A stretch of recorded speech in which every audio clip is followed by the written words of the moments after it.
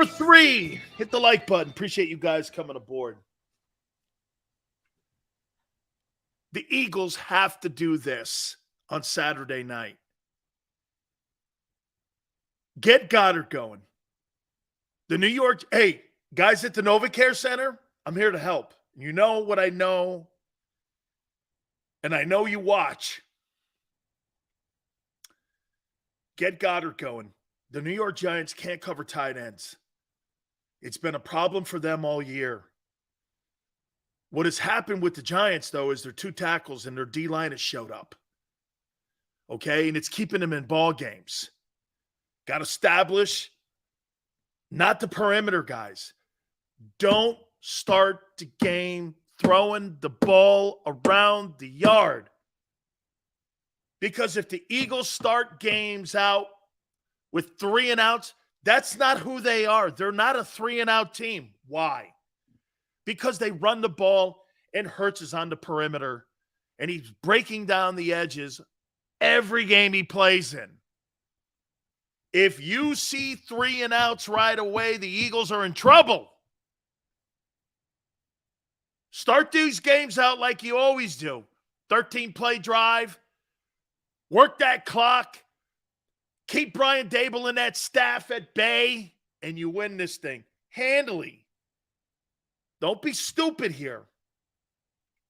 And if you can't get Hurts going right away because you're concerned with his shoulder, there's a reason you have a Pro Bowl back behind him. Now, either he's more hurt than you've been leading on, or you're a shitty play calling team. You cannot save anything here. Get Goddard going. The New York Giant linebackers are streetwalkers. Jalen Smith, that guy's got to be on his 4th team by now in the last 2 years. He's a streetwalker. He's not who he was led to believe, and Jerry was whatever, paying him money he didn't deserve. That guy's not a good player. 85 goes, if the secondary fails versus 2s and 3s, they got to go. Bro, that's a good point too. Man, there's nobody on that Giant offensive attack passing-wise outside of Barkley that makes me move the meter where I have to do anything different to that Giant team. But what the Eagles have to do, man, here's something else. Guys, let me put this out there to you. Do you guys believe that you have the 2 best corners in the league? Do you? Do you believe you have the 2 best tandem corners in the league? Okay? Boomer thinks Hodgins is for real. Let me see him do it again, maniac. Let me see him do it again. Dude, Minnesota makes anybody look good. Tandem, yes. Not sure. Top 5 in tandem. Okay. So let's just go with what Dank says here. Maddox, okay.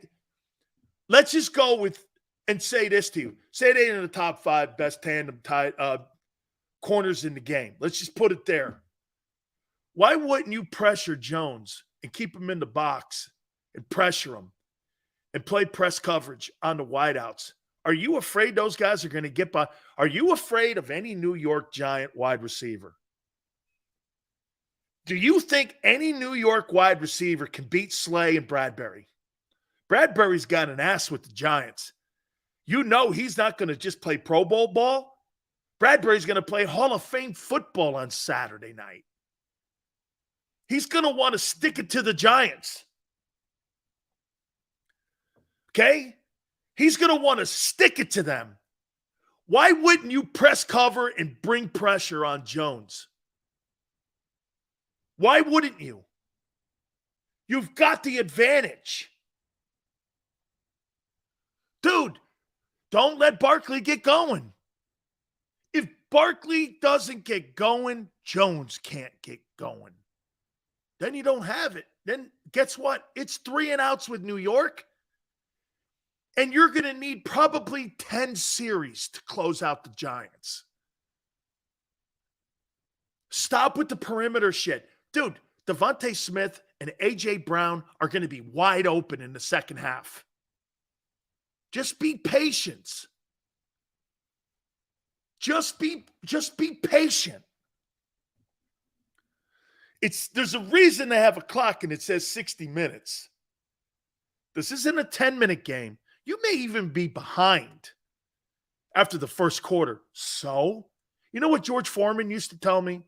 And you've heard George Foreman say this on this show. And you know what I think of Big George. And I think a football game is a lot like a heavyweight championship fight. George used to go like this. Man, I'm not looking to win rounds. I'm looking to fight.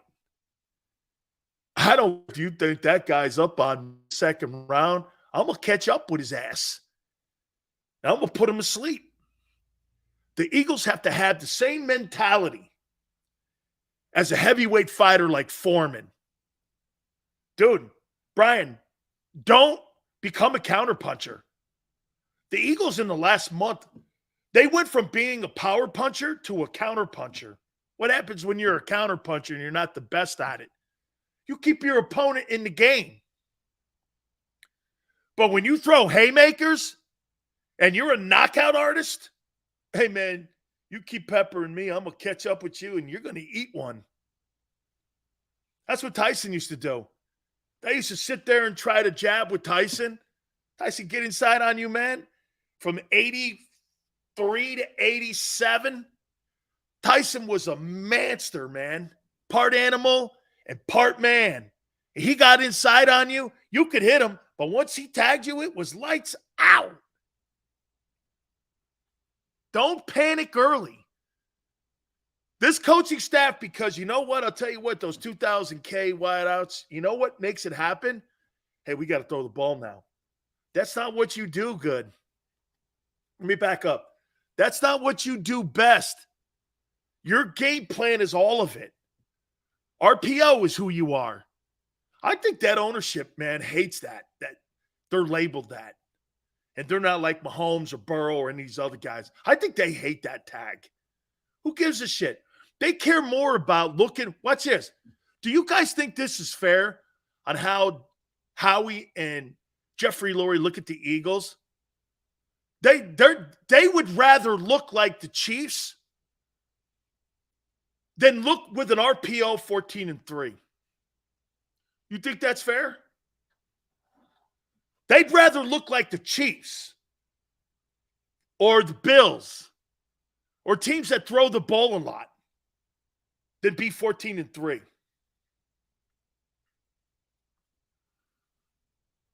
Dank, he's not a running quarterback. Mahomes, you're out of your mind, man.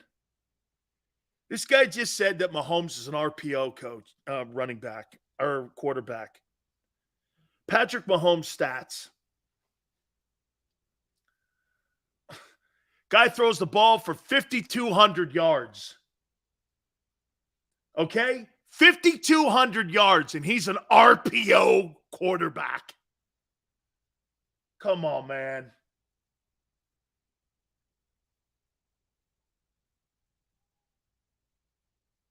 I'll tell you what, though, Dank. Hey, Dank, I'll tell you what. 350 yards is more than I thought he had. Dank, that's more than I thought. Dank, that's more than I thought. Dank, I'm going to walk back a little bit. And he had 4 TDs rushing. Dank, that's more than I thought. You're not, okay? That's more than I thought. For a guy that broke the single season passing mark, it's Dank. It's a good get, Dank. Okay? Dank, you're all right there, man. 400 yards rushing, 358s, 4 touchdowns. I thought it was more like 200. That's not bad, Dank. Okay? It's not. You're you're kind of there. That's a lot of yards. I think we're kind of shocked, aren't you? I mean, almost 400 yards rushing. That's a lot. Okay? That's the problem. You can't eat if you keep looking at someone else's plate. Focus on your own results. Absolute tone. I think that's the influence, though, of the front office meddling in the game plan. Okay? Hey, good job, Skank. Hey, look. Look what you did, Dank. I gave you credit for correcting Big Sills, see? Well, tell me that I'm not movable. Shut up, Maniac. And Dank, don't listen to Maniac. Shut his hole.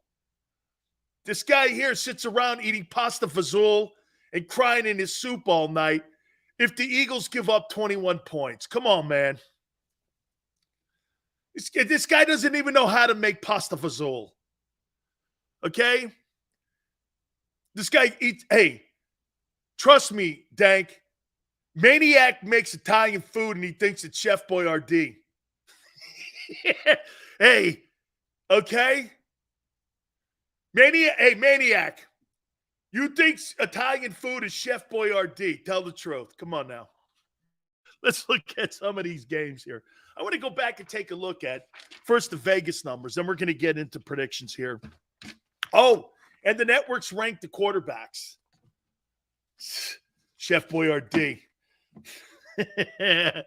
hey. Thank goes, hey, Sills, can I have some Italian food? Do you have any Chef Boyardee? Or, by the way, we could go to Olive Garden. Olive Garden's not an Italian restaurant. Why? Because they got olives there? Remember those old Tony Romos? That's not an Italian restaurant, Jackson.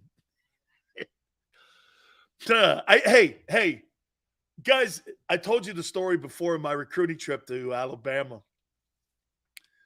They had a place called, get this, they had a place called Rome's. I think it was called Rome's in Tuscaloosa. It was Rome's. Something like that. City of Rome's or some shit. So Bear Bryant and those folks are recruiting me. And he goes, hey, we're going to take you to an Italian restaurant here in Tuscaloosa if you come down for a recruiting trip.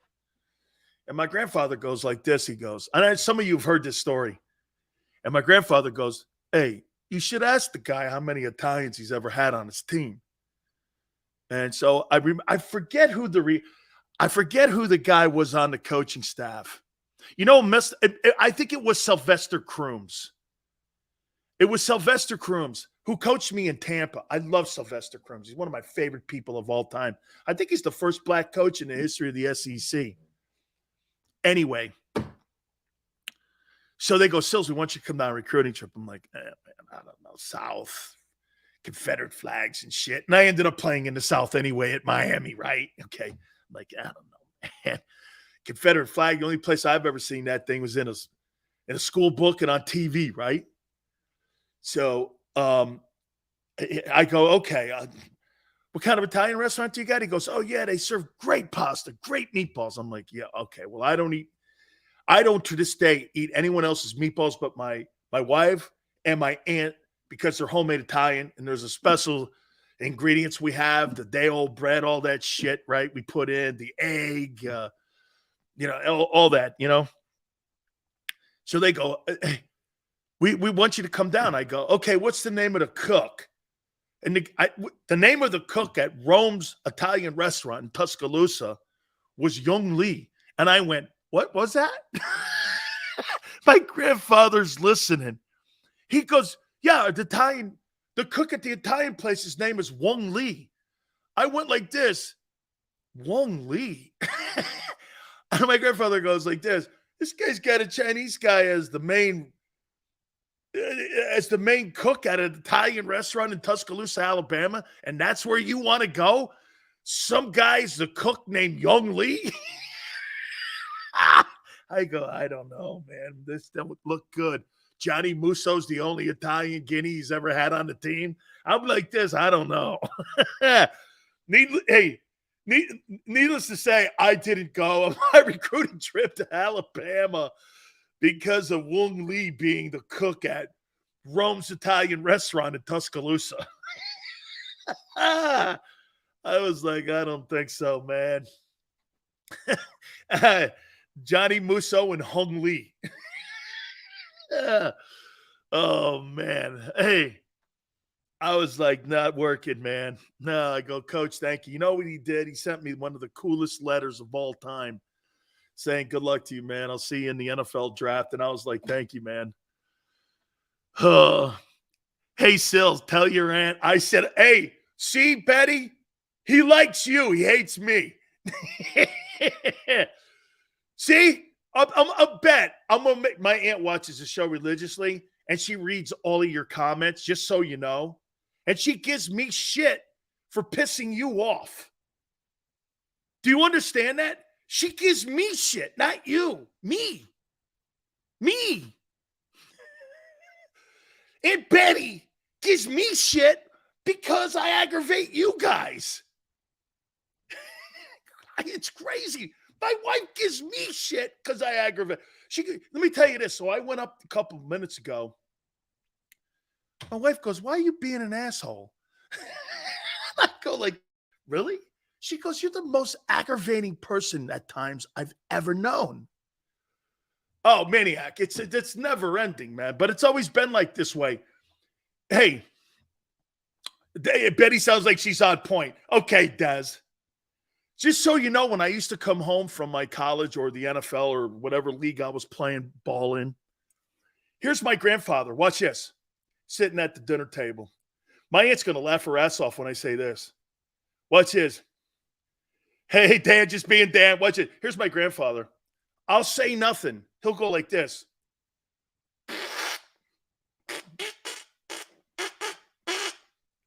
And I'll sit there and I'll go, okay, what's this? He goes, I'm waiting for you to start blowing your horn. I'm waiting for you to start blowing your horn. My grandfather used to do this at the dinner table to me. Whether I was playing in a national title game, NFL draft. I go, what is that? He goes, I'm waiting for you to blow your horn. This is going on forever in my life.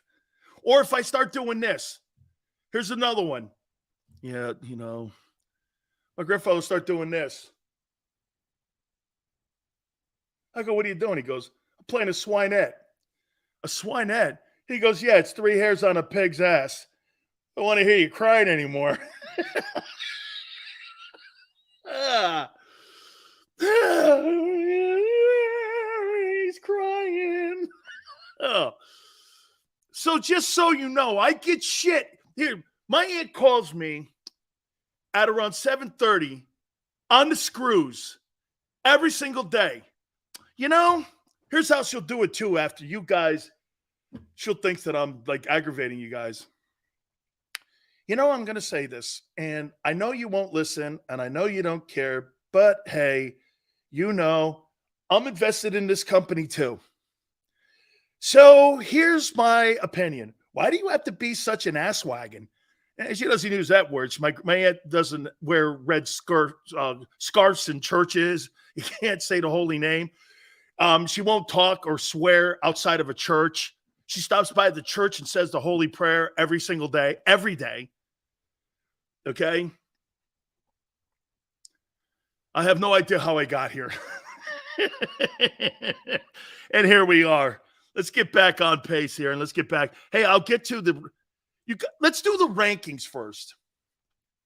Shut up, Brian. I don't need any more love for my aunt, okay? Okay. I got enough shit coming my way. I'm sure after the first hour of the program, I'm sure I'll take a lot of shit today. Anyway, here's who CBS, NBC, Fox, ESPN has ranked. Okay? Has ranked as your top quarterbacks in the playoffs. Okay? Seals is off his meds. I think I'm rolling towards being a med guy. Asswagon's a new one. I got a ton of them. They're all Sileo-isms. Welcome to the land of Sileoism. Look at CMP. This clown. Hey, Snowflake. Get to the back of the bus with your shit with me. Snowflake, go stand in line. Okay? And when you stand in line, Snowflake, don't let Big Sills start making my name in the snow. How you doing? All right. The networks have ranked the quarterbacks heading into the divisional rounds. Number 8. By the way, this isn't Big Sills. This is the networks. Okay? Don't eat yellow snow, CMP. Don't eat yellow snow. That's my tip of the day. Plus, don't eat crackers in bed. How you doing? Here we go. Brock Purdy is the 8th ranked quarterback according to the network. 49ers. Number 7. Yeah, national media guys, Brian. National media guys. Daniel Dimes Jones. Number 7. Number 6. Trevor Lawrence. Jacksonville Jaguars. The NFL media has ranked the final 8 quarterbacks in the postseason heading into the weekend. Purdy 8, Jones 7, Lawrence 6. Now we get to the top 5. Number 5.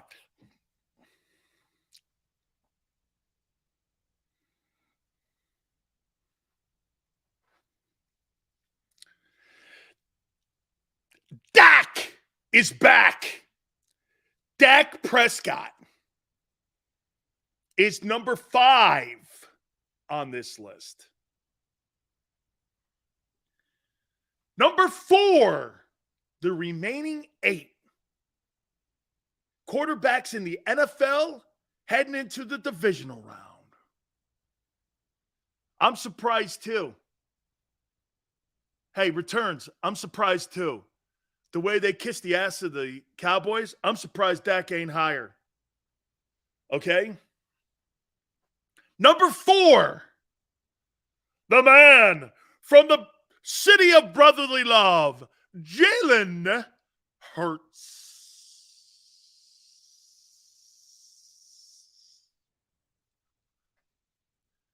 Number 3, by the way, CBS posted this. Josh Allen, the dynamic one in Buffalo. Number 2, Joey B.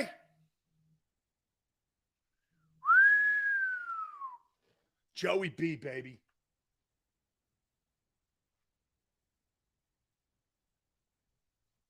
B. And number 1, Patrick Mahomes. So here they are. CBS posted this too. This is not me. This is CBS. Purdy 8, Jones 7, Trevor Lawrence 6, Dak 5, Jalen Hurts 4. Hey, man, shout out to Hawaii. Been to Maui a couple times. Been to Maui. Want to go to the Big Island. Actually, we love Maui. Maui's my favorite island. And if there were an island near it that I could live on, maybe that volcano that's making a new one, that's going to be Big Sills Isle. Jalen Hurts, number 4. Josh Allen, 3. Joe Burrow, 2. And Patrick Mahomes, 1.